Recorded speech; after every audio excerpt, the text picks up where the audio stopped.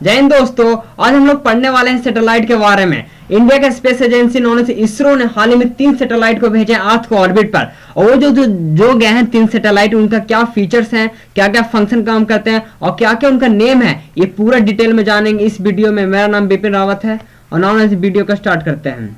ISRO put 3 satellite into orbit about PSLV C52 के तहत भेजा गया है। PSLV C52 क्या हमारा सैटेलाइट लॉन्चिंग प्रोग्राम है।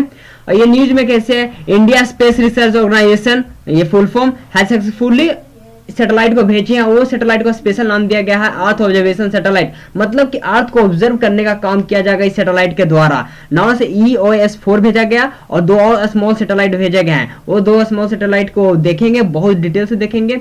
नाम से हाल ही में लॉन्च किया गया, 2022 में लॉन्च सक्सेसफुली लॉन्च हो गया है।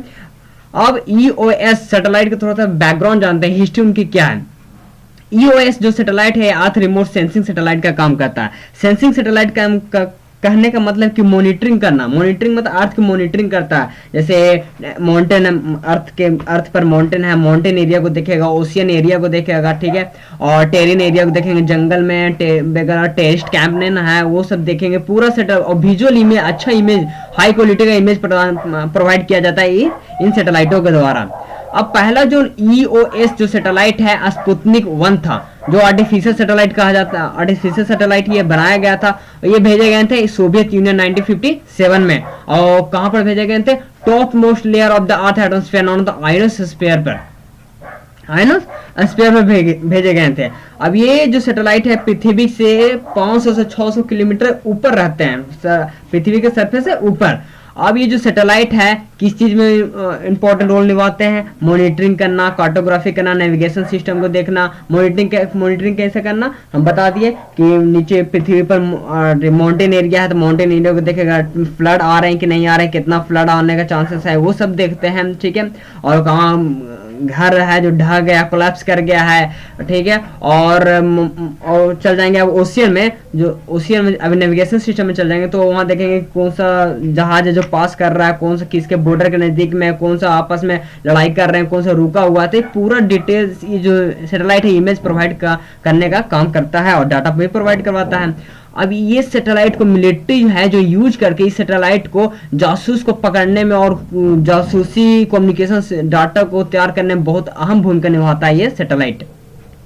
अब इस सैटेलाइट को तुम लोग गूगल अर्थ भी बोल सकते हैं, क्योंकि गूगल अर्थ भी हम लोग सैटेलाइटिंग का काम करता है ना, इमेज प्रोवाइड कैसे करवाता है, घर उर का हो गया, बैठे बैठे हम लोग देख लेते हैं कि हम कहाँ पर हैं, हमारा घर कहाँ है, ठीक है। अब इसरो का EOS सीरीज देखेंगे कैसे कैसा है। अभी जो हाल ही में भेजा गया है EOS-4 भेजा गया है, ठीक है। और पहले EOS-1 भेजा गया था, 2, 3 भेजा गया था, सब में जानेंगे।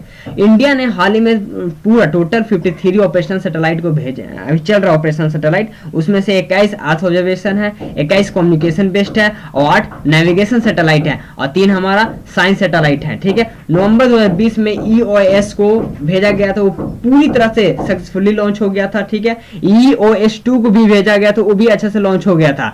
अब EOS क्या क्या काम कर देगा, डाटा प्रोवाइड करने का काम करता है, provide data for land topography and mapping का काम करेगा। ओशियनिक सैटेलाइट ओशियन में क्या क्या हो रहे हैं गतिविधियां, वहां भी इमेज प्रोवाइड करने का काम करते हैं, ठीक है, ओशियन।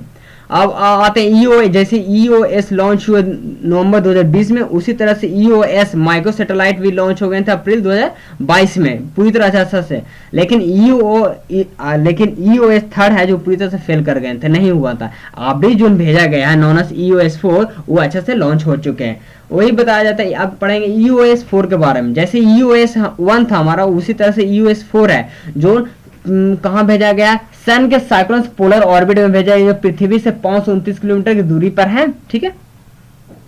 अब ये जो सन साइक्लोनस ऑर्बिट जोन है ये अर्थ ऑब्जर्वेशन सैटेलाइट को मदद करता है। कैसे मदद करता है, इमेज प्रोवाइड करने में, हाई क्वालिटी का इमेज प्रोवाइड करवाने में। ये सैटेलाइट ऊपर रहते हैं, इस ऑर्बिट से ऊपर रहते हैं। अर्थ ऑब्जर्वेशन जो सैटेलाइट है EOS-4 radar imaging radar imaging